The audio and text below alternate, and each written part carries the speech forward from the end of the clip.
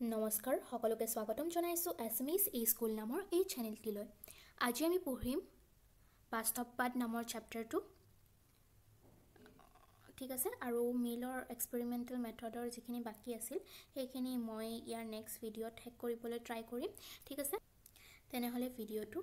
আৰম্ভ কৰোঁ আমি।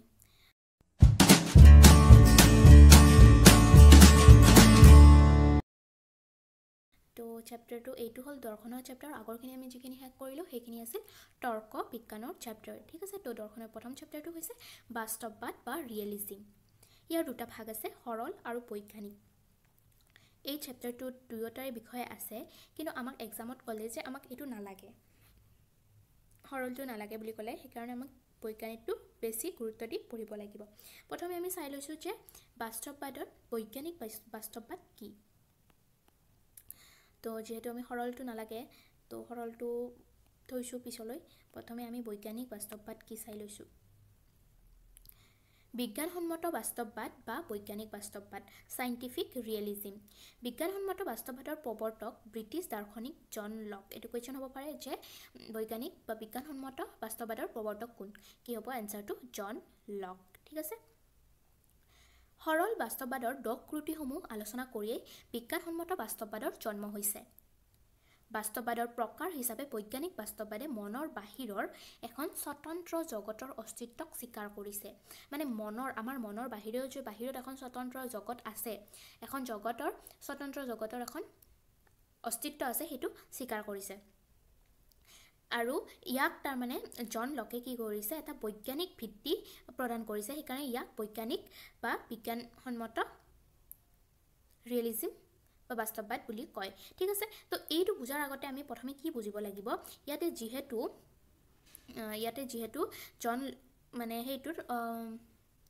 জন লকে কেনেকৈ আৱিষ্কাৰ কৰিলে বিজ্ঞানসন্মত বাস্তৱবাদৰ, আমি গম পালোঁ যে সৰল বাস্তৱবাদৰ দোষ-ত্ৰুটিসমূহ আলোচনা কৰিয়ে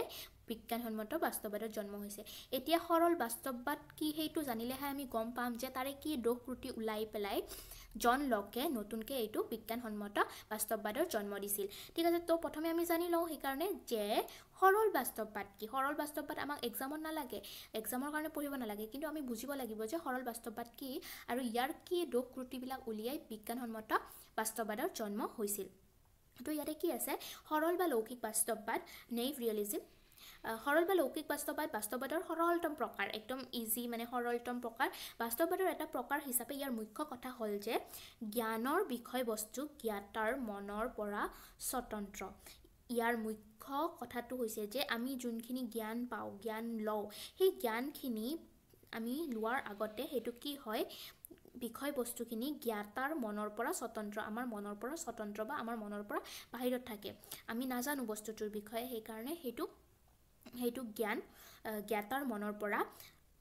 স্বতন্ত্ৰ বুলি কৈছে। জ্ঞাতাই কোনো বিষয়বস্তুক ইয়াৰ সকলোবোৰ গুণেৰে সৈতে প্ৰত্যক্ষভাৱে জানিব পাৰে। আৰু এজন মানুহে যোনটোৰ বিষয়ে আমাৰ নলেজ নাই, জ্ঞান নাই, সেইটোৰ বিষয়ে আমি সকলোবোৰ গুণেৰে সৈতে আমি কি কৰিব পাৰোঁ, প্ৰত্যক্ষভাৱে ডাইৰেক্টলি আমি এইটো জানিব পাৰোঁ। জ্ঞাতাই যি ধৰণে বস্তু এটাক প্ৰত্যক্ষ কৰে, বস্তুটোৰ প্ৰকৃতি স্বৰূপ তেনেকুৱাই। আৰু জ্ঞাতাই তাৰমানে যেনেকৈ দেখা পায় বস্তু এটাক আৰু যেনেকৈ প্ৰত্যক্ষ কৰে, সেইটোৱে তাৰমানে প্ৰকৃত স্বৰূপ। আমি যিটো বস্তু দেখিছোঁ সেইটো তেনেকুৱাই, আমি যেনেকুৱাভাৱে প্ৰত্যক্ষ কৰিছোঁ সেইটো বস্তু তেনেকুৱাই বুলি কৈছে। জ্ঞাতা আৰু জ্ঞৰ মাজত কোনো মাধ্যম পন্থা নাথাকে। স্বচ্ছ দাপোন এখনত কোনো বস্তু যি ধৰণে প্ৰতিবিম্বিত হয়, সেই ধৰণে জ্ঞানৰ বিষয়বস্তু আমাৰ সন্মুখত হুবহু প্ৰতিফলিত হয়। তাৰমানে আমি যেনেকৈ আইনাত কিবা এটা বস্তু চালে হুবহু দেখা পাওঁ প্ৰতিচ্ছবি, ঠিক তেনেদৰে এজন জ্ঞাতাই যোনে জ্ঞানটো ল'ব বিচাৰিছে, যি ধৰণে বস্তু এটা প্ৰত্যক্ষ কৰে সেই ধৰণেই মানে তাৰ প্ৰতিচ্ছবিটোৱে মানে প্ৰতিবিম্বটোৱে জ্ঞান। ঠিক আছে, তাৰমানে তাৰ বেলেগ একো তাত কথা নাই। ঠিক আছে, মানে আমি যোনটো প্ৰত্যক্ষভাৱে দেখা পাওঁ সেইটোৱে জ্ঞান, সেইটোৱে বস্তুটোৰ স্বৰূপ, সেইটোৱে প্ৰকৃত স্বৰূপ, তাৰ একো বেলেগ স্বৰূপ নাথাকে। আমি যোনটো দেখা পাইছোঁ বস্তুটো সেইটোৱে হ'ব বুলি কৈছে। সৰল বাস্তৱবাদ নামটো কোনে প্ৰথমে কৰিছিল, ইউজ কৰিছিল ডুৰাণ্ড ড্ৰেক নামৰ এজন দাৰ্শনিকে ডুৰাণ্ড ড্ৰেক তো এইটো ডুৰাণ্ড ড্ৰেকে ইউজ কৰিছিল আৰু তেওঁৰ এখন কিতাপত তেওঁ ইউজ কৰিছিল সেইখন কিতাপৰ নাম হৈছে ইনভাইটেশ্যন টু ফিলচফি এই গ্ৰন্থখনতে প্ৰথমবাৰৰ বাবে তেওঁ ব্যৱহাৰ কৰিছিল সৰল বাস্তৱবাদৰ মুখ্য কথা হ'ল যে বাহ্য বস্তুত মানে বাহিৰত থকা বস্তুত তাৰ সকলো প্ৰকাৰৰ গুণ যেনে ৰূপ ৰস গন্ধ বিস্তৃতি আয়তন দৈৰ্ঘ্যতা আদি সকলোবোৰৰে মন নিৰপেক্ষ স্বতন্ত্ৰ অস্তিত্ব আছে ইয়াক সৰল বাস্তৱবাদ বোলা হয় তাৰমানে আমি যোনটো বস্তু যেনেকৈ দেখা পাওঁ সেইটোৰ নিচিনা তাৰ এটা অস্তিত্ব আছে তাৰ নিজৰ ৰূপ গোন্ধ বিস্তৃতি আয়তন দৈৰ্ঘ্যতা এইবিলাক আছে আৰু ইয়াকে সেইকাৰণে সৰল বাস্তৱবাদ আমি যি দেখা পাওঁ যেনেকুৱা দেখা পাওঁ তো সেইটোৱে প্ৰকৃত স্বৰূপ ইয়াৰ লগত কোনো বাহ্য বস্তুৰ অস্তিত্বৰ সম্পৰ্কে কোনো দাৰ্শনিক বা বৈজ্ঞানিক বিশ্লেষণ নকৰাকৈ অতি সৰলভাৱে ইয়াক ব্যাখ্যা কৰা হয় আৰু ইয়াৰ যে কাবাৰ লগত কিবা অস্তিত্ব আছে বাহ্য বস্তুৰ লগত যে কিবা অস্তিত্ব আছে তাৰ বিষয়ে কোনো বৈজ্ঞানিক বিশ্লেষণ কৰা নহয় আৰু অতি সৰলভাৱে ইয়াক ব্যাখ্যা কৰা হয় মানে আমি যেনে দেখা পাইছোঁ তেনেকুৱাই বুলি ব্যাখ্যা কৰা হয় ইয়াত কোনো বৈজ্ঞানিকভাৱে চালি জাৰি চোৱা নাযায় ঠিক আছে তো আমি গম পালোঁ যে সৰল ৰিয়েলিজম বা সৰল বাস্তৱবাদ হৈছে বস্তু এটা যেনেকুৱা দেখাত সেইটো বস্তুত তেনেকুৱাই তাৰ একো বেলেগ মানে বাহ্য বস্তুৰ লগত সম্পৰ্ক নাই ঠিক আছে আমি যেনেকৈ প্ৰত্যক্ষ কৰোঁ তেনেকুৱাই বুলি কৈছে কিন্তু এই যে জন লকে বৈজ্ঞানিক বাস্তৱবাদৰ জন্ম দিলে তেওঁৰ মতে কি বৈজ্ঞানিক বাস্তৱবাদ কি তেওঁ কি কৈছে আমি চাই লওঁ জন লক এজন অভিজ্ঞতাবাদী দাৰ্শনিক তেওঁৰ গ্ৰন্থ এছে কনচাৰ্নিং হিউমেন আণ্ডাৰষ্টেণ্ডিং নামৰ গ্ৰন্থত জ্ঞানৰ প্ৰকৃতি সম্পৰ্কে বিস্তৃতভাৱে আলোচনা কৰিছে যে জ্ঞান বস্তুটো কি আমি জ্ঞাতা এজনে জ্ঞানটো কেনেকৈ লাভ কৰে বা কেনেকুৱা ৰিলেশ্যন আছে এইটো স্বতন্ত্ৰ হয় নে নহয় ইয়াৰ বাহ্যিক বাহ্যিক বস্তুৰ লগত ইয়াৰ কেনেকুৱা ৰিলেশ্যন আছে নে ই একেবাৰে স্বতন্ত্ৰ সেইবিলাকৰ ওপৰত তেওঁ ব্যাখ্যা কৰি এই কিতাপখনত লিখিছে এছে কনচাৰ্নিং হিউমেন আণ্ডাৰষ্টেণ্ডিং ঠিক আছে এই প্ৰসংগত তেওঁ বাহ্য বস্তুৰ প্ৰকৃতি আৰু জ্ঞাতাৰ লগত বাহ্য বস্তুৰ সম্পৰ্ক কেনেধৰণৰ তাক বৰ্ণনা কৰিছে তাৰ মানে বাহ্য বস্তু বাহিৰত থকা বস্তু এটাৰ প্ৰকৃতি আৰু জ্ঞাতাৰ লগত বাহ্য বস্তুৰ সম্পৰ্ক এই দুটাৰ বিষয়ে তেওঁ বৰ্ণনা কৰিছে যে বাহ্য বস্তুটোৰ লগত জ্ঞাতাৰ যোনে জ্ঞান লাভ কৰিব যোনে বস্তুটো শিকিব বিচাৰিছে জ্ঞানটো লাভ কৰিব বিচাৰে তেওঁৰ লগত বাহ্য বস্তুটোৰ সম্পৰ্ক কেনেকুৱা সেইটোৰ বিষয়ে ইয়াতে বৰ্ণনা কৰিছে বাহ্যিক বস্তুৰ প্ৰকৃতি আৰু জ্ঞাতাই তাক কি ধৰণে জানিব পাৰে সেই প্ৰসংগত লকে বৈজ্ঞানিক ভিত্তি আগবঢ়াইছে তেওঁ বৈজ্ঞানিকভাৱে ইয়াৰ ভিত্তিটো আগবঢ়াইছে ঠিক আছে তেওঁ মানে সৰলভাৱে বস্তুখিনি কোৱা নাই তেওঁ বৈজ্ঞানিক পৰীক্ষা নিৰীক্ষাৰ দ্বাৰা এইটো প্ৰকাশ কৰিছে সেইবাবে এই বাস্তৱবাদক বৈজ্ঞানিক বাস্তৱবাদ বুলি কোৱা হয় ঠিক আছে আৰু বৈজ্ঞানিক বাস্তৱবাদ মতে আমি কি পাওঁ যে এটা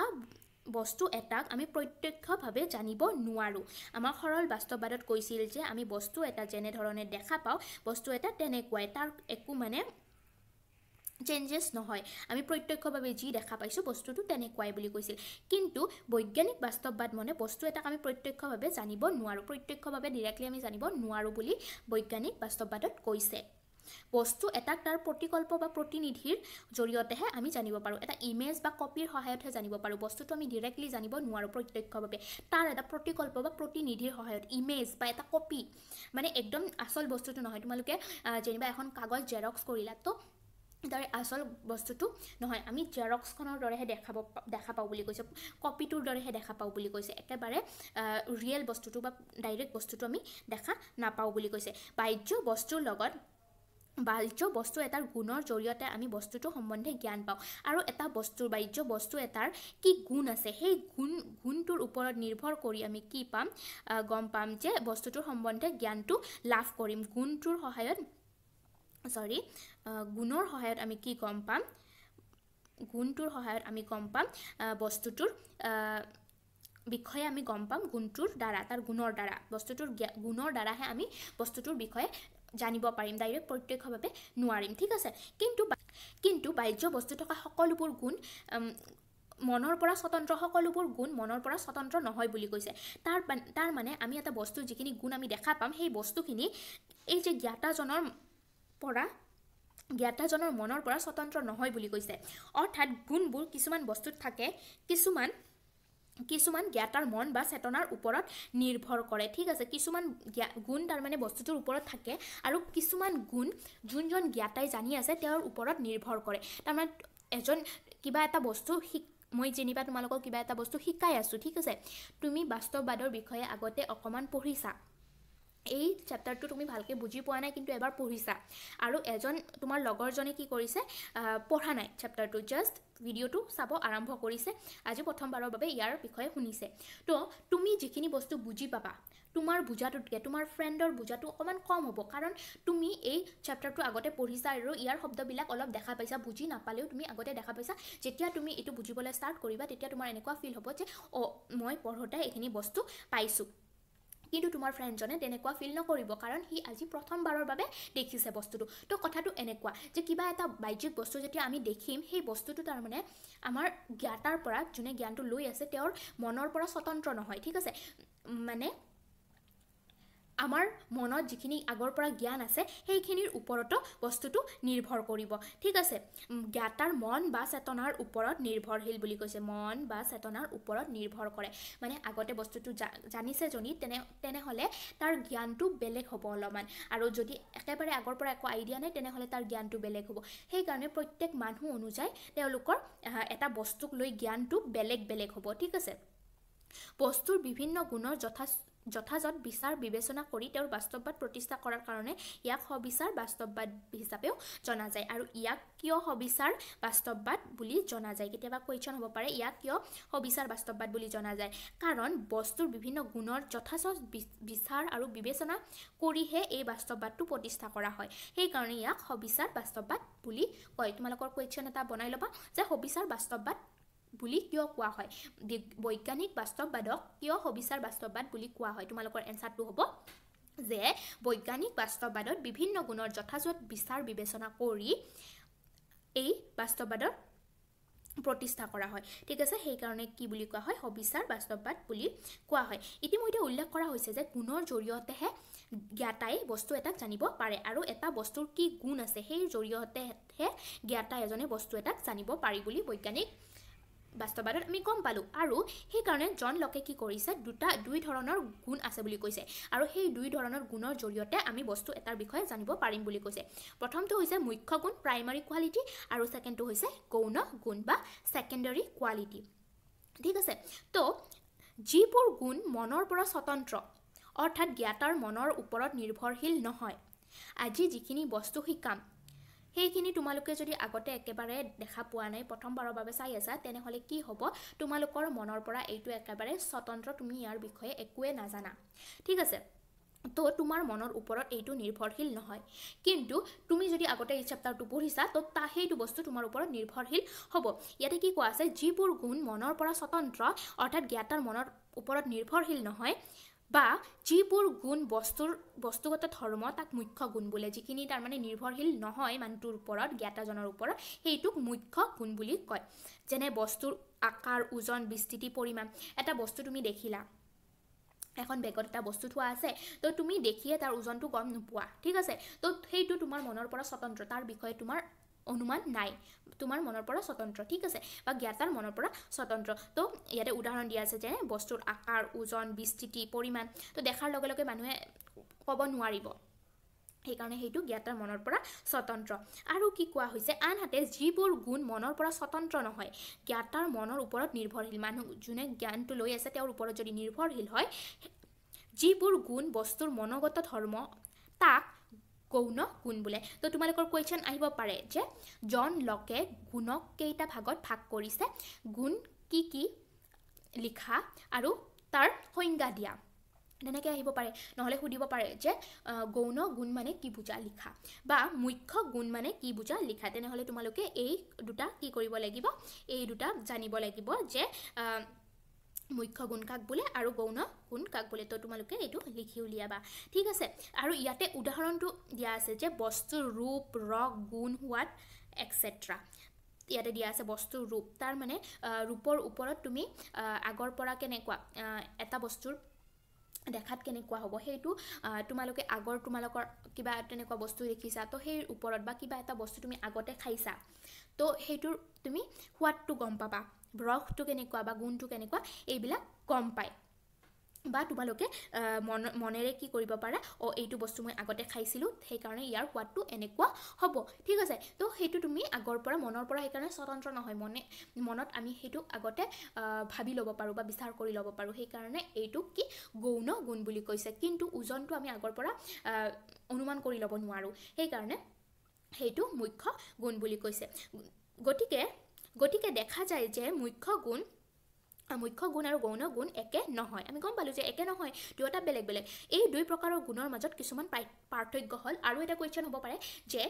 মুখ্য গুণ আৰু গৌণ গুণ মানে কি বুজা ইয়াৰ পাৰ্থক্য কি সেইটো এটা কুৱেশ্যন হ'ব পাৰে তোমালোকৰ তেতিয়া পাৰ্থক্যখিনি তোমালোকে কিতাপত যেনেকৈ আছে তেনেকৈ লিখিলে হ'ব পাৰ্থক্যকেইটা চাই লৈছোঁ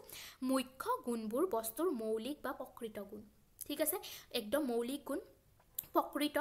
যিটো প্ৰকৃত মুখ্য গুণবোৰ সম্পূৰ্ণৰূপে বস্তুগত আৰু এই বস্তুৰ অনিবাৰ্য ধৰ্ম তাৰ মানে সেইটো বস্তুটোৰ ওপৰত থাকিবই সেইটো অনিবাৰ্য ওকে সেইটো চেঞ্জ হ'ব নোৱাৰে এটা বস্তুৰ ওজনটো মই যদি চাওঁ সেইটো যদি 60 কেজিত সেইটো ময়ো 60 কেজি পাম তুমিও 60 কেজি পাবা সেইটো মানুহ সাপেক্ষে বেলেগ বেলেগ নহয় ওজনটো একেই থাকিব মানুহৰ ঠিক আছে এইটো এটা অনিবাৰ্য ধৰ্ম